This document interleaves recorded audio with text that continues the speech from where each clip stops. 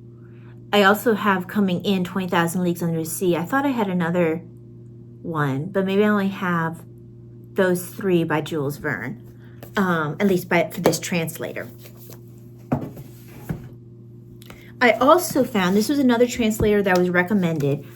I snagged this while I could because it was hard to find this translator for this book. It's Walter James Miller, From the Earth to the Moon, annotated, and it smells like old book. He was also on the recommended list of translators. There's these nice illustrations in here.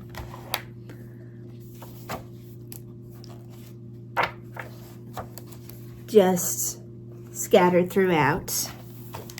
Text is a bit small, but usually most of the really small stuff is the commentary.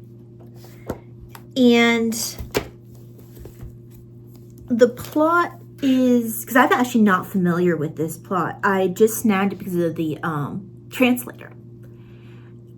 When the Earth to the Moon was published in September 1865, French readers thought Verne's fantasy about spacecraft piloted by Americans and launched from Florida amusing, but knew this was one of Verne's predictions that could not come to pass in their lifetimes. They would not, however, have been overly surprised to learn how accurate Verne's speculations proved to be when they finally came to fruition 103. Let me take a drink. I can't, my tongue's twisting. 103 years later. The plot turns upon the often hilarious adventures of certain members of the Baltimore Gun Club, most of whom are disabled Civil War veterans, who decide to put their artillery experience to peacetime use by propelling a spacecraft to the moon with an enormous cannon. This 19th century fantasy has fed the dreams of many 20th century scientists who have longed to fly and explore the mysteries of outer space. Now that those dreams have become reality, we can marvel at the accuracy of Verne's vision. So that just sounded like it could be fun, and being able to trust the translator was the kicker that made me go ahead and grab it. Now this one here, the last classic that I have to show, I can't remember what made me, oh, this was Arian's fault from Book Zealots. At least I think it was your fault, Arian. Ivanhoe. This book, parts of it has stuck in my head ever since I read the children's illustrated classic eons ago. I feel like I must have read it multiple times for it to stick so strongly. It's got so much going on. You've got Robin Hood showing up at one point. You've got Rebecca, who is just an amazing character of her own. You've got, the love subplot between the titular Ivanhoe and I think it's Rowena. Rebecca's a far more interesting character, which is why I couldn't remember Rowena's name right off the top of my head. And yeah, so it's just, there's so much going on. You can see how thick it is. And yeah, I forget what I was reading that mentioned, it was the Ring of Words, the Oxford English Dictionary, and J.R.R. Tolkien.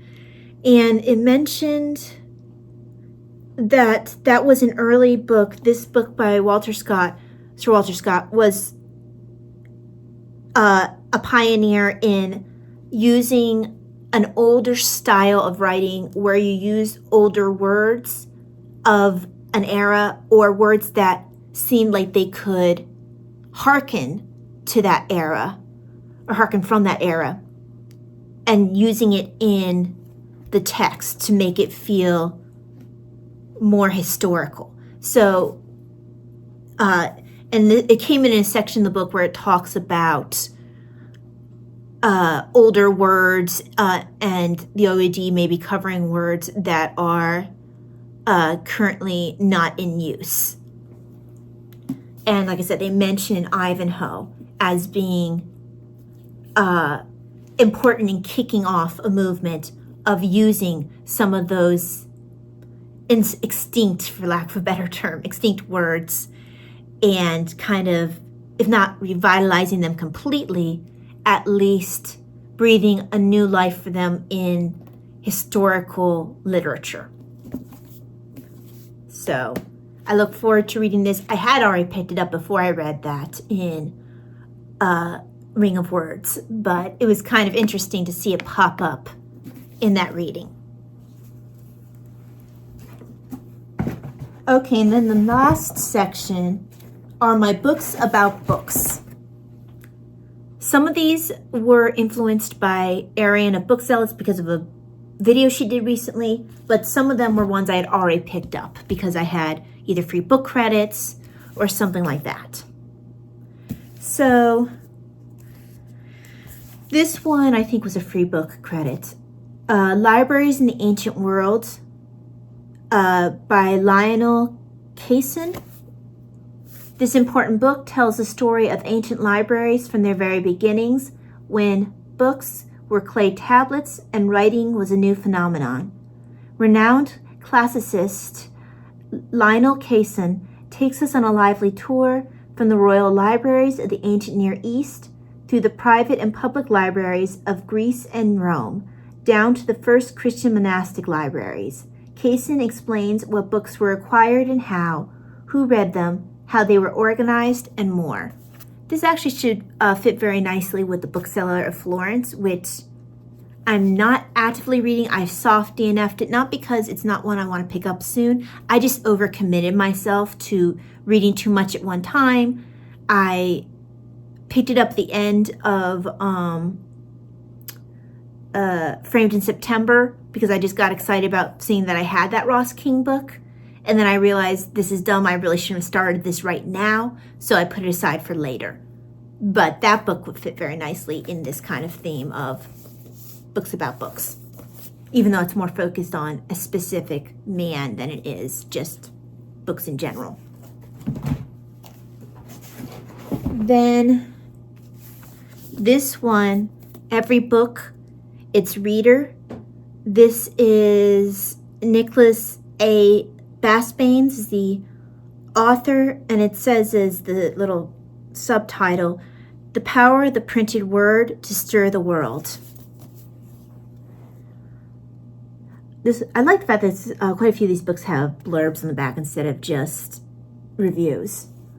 Nicholas A. Basbanes, who has been called our leading author of books about books by Pulitzer Prize winner David McCullough, hey, offers an engaging consideration of writings that have made things happen in the world, works that have both nudged the course of history and fired the imagination of countless influential people such as John Milton, Isaac Newton, Frederick Douglass, Henry James, Helen Keller, and even the notorious Marquis de Sade and Adolf Hitler. Basbanes also profiles the most articulate readers of our own time, including Harold Bloom, Robert Fagles, I think that's how it's pronounced, Helen Vendler, and Elaine Pagels, and offers insightful discussion of literary canons and classic works in translation, as well as powerful exhortations on the ability of literature to train physicians, nurture children, and rehabilitate criminal offenders. So this looks like it'd be interesting. I think what interested me the most was seeing just the idea of what books influenced these important people through history, just kind of like getting a peep into their minds on an even more personal level by seeing what they read. And I think that's what had interested me so much in the book, what Jane Austen's characters read and why. And that was a book I read on Kindle as part of Jane Austen July. And I do recommend it. Unfortunately, the physical book was too ridiculously expensive for me to get it physical as I would have liked. Because usually I like to get books that are about books or books that are literary commentaries in physical form so I can write on them, because then I can talk to the author, flesh out my ideas, whatever.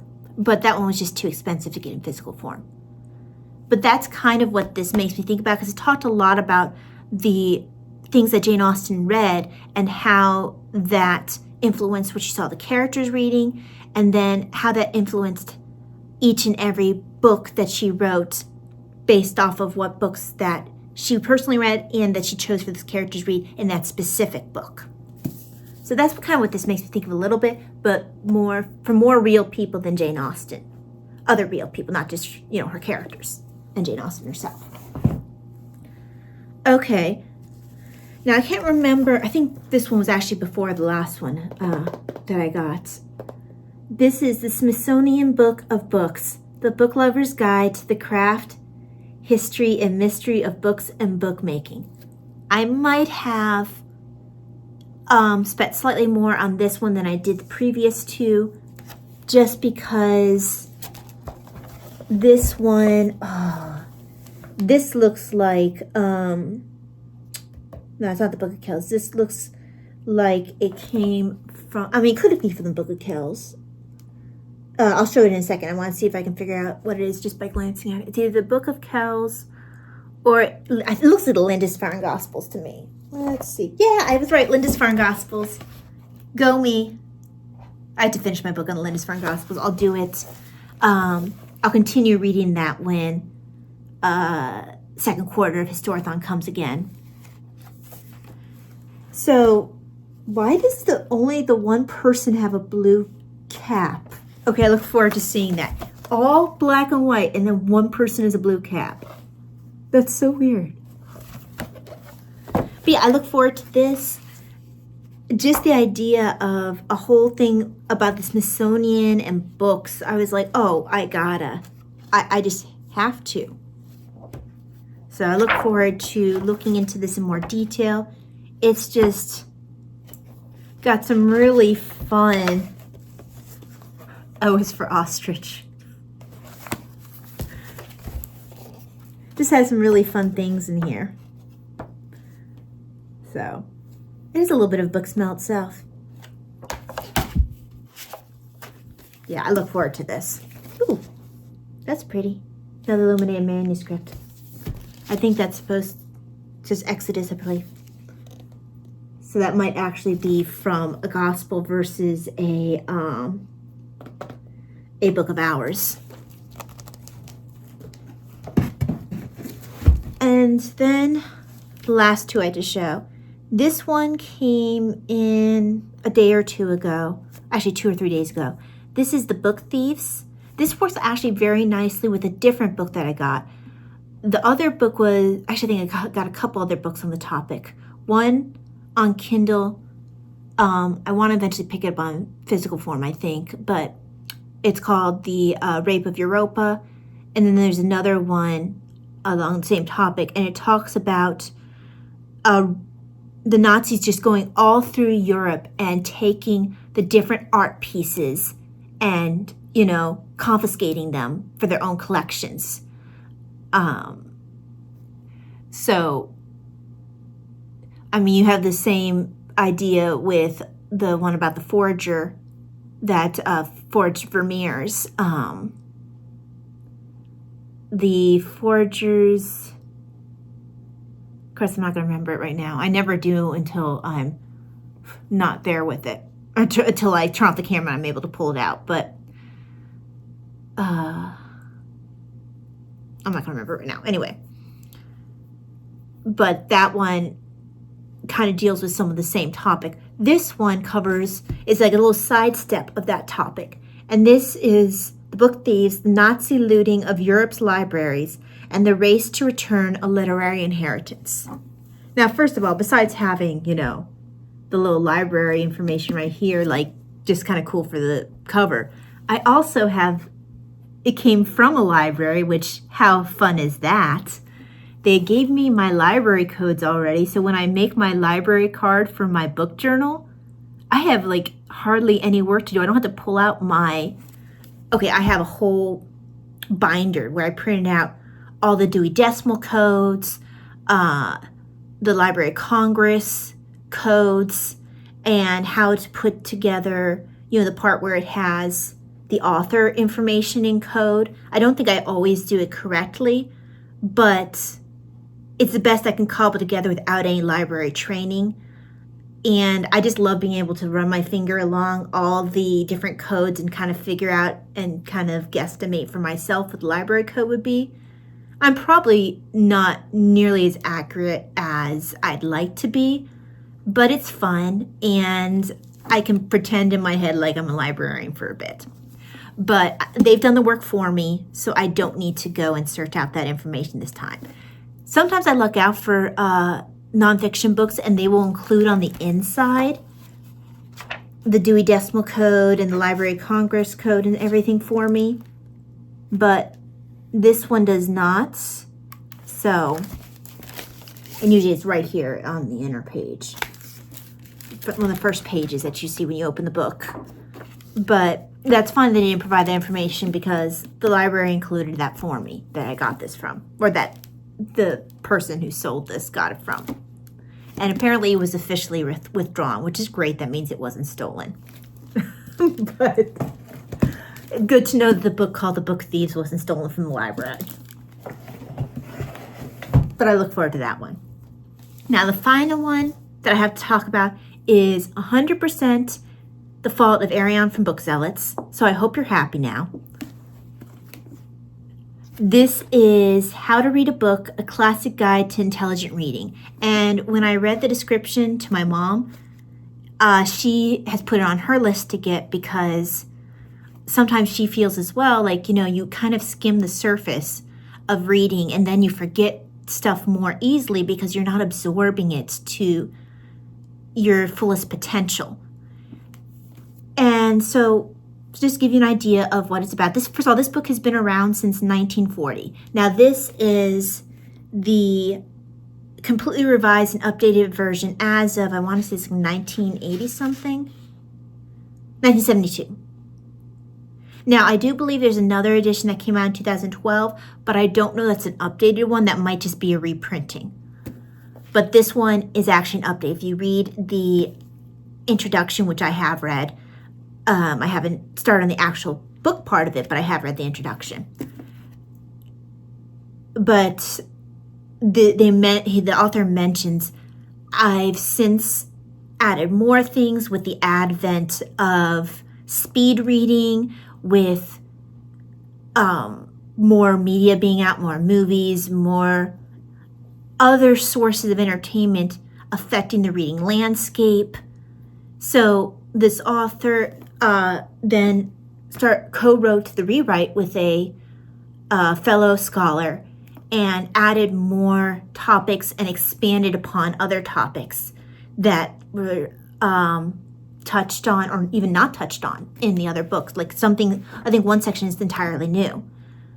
But How to Read a Book, originally published in 1940, has become a rare phenomenon, a living classic. It is the best and most successful guide to reading comprehension for the general reader, and now it has been completely rewritten and updated. You are told about the various levels of reading and how to achieve them, from elementary reading through systematic skimming and inspectional reading to speed reading. You learn how to pigeonhole a book, X-ray it, extract the author's message, criticize. You are taught the different reading techniques for reading. You're taught the different reading techniques for reading practical books, imaginative literature, plays, poetry, history, science and mathematics, philosophy, and social science. Finally, the author offers a recommended reading list and supply reading tests. Authors offer a recommending reading list and supply reading tests whereby you can measure your own progress in reading skills, comprehension, and speed. So I just love that idea. I like the idea of getting more out of my books. That's part of why I annotate. And one of the things I do when I annotate, I have a very simple system. Tab for very interesting, tab for interesting, and the very interesting generally the things I want to pull out later to either especially remember, or these are like things that I want to discuss possibly for booktube, and then everything else are things that are interesting to a greater or lesser degree. And then usually I try to have a matching highlighter color, and I try to match the colors to the book cover if I can. But someone else read this book before me, I think for class, because this previous reader underlined things in red. Only once did they, as far as I can tell, did they actually write in the book. And it was just a quick note where they said, read the title, what is the book about? Actually, they have rather nice handwriting. And I think my theory that this is a female writer might be correct. It kind of looks like a feminine hand, although I could be wrong. So I decided, rather than, being unreasonably annoyed that my used book has writing in it, even though I got it, a very good copy, I decide that this is my co-studier. We are studying this, going on this reading journey together. And I have decided that this is who my co-reader is. And her name is Beverly, because my mom says she looks like Beverly Gray. And Beverly and I are just going to read this book together because, yes, that's absolutely normal, and what average everyday people normally do when they're not, crazy. So I will take note of the things that Beverly underlined, and we'll just have fun together, even though, Beverly, who knows when this person read this book, because it is an older book. It's this particular edition has a copyright of 1972, so this could be either one that was a used book that she also got for a class, so it could be anything as being a very recent purchase, or it could be someone who was taking a class back in the 70s, so, someone who could be my mom's age. So, regardless, I just am going to enjoy this book with my co-reader, study partner through the ages, or from the past, and just enjoy the process of reading, and just I really look forward to this, getting more out of my reading, looking at the ideas that are considered important for getting the most out of a book. See if I agree with all of them. This would be great. So thank you, Ariane, for recommending this one. I believe you said you're reading this one as well, or that you intend to read it. Thank you very much for joining me. Hope that you had a fun time going through my book haul with me. I went into a lot more detail than I intended to, and kind of jumped into, random areas, which is why this ended up being a lot longer than I intended. But hope you enjoyed the journey with me. You have a wonderful day, and I will see you for the next video. God bless. Bye.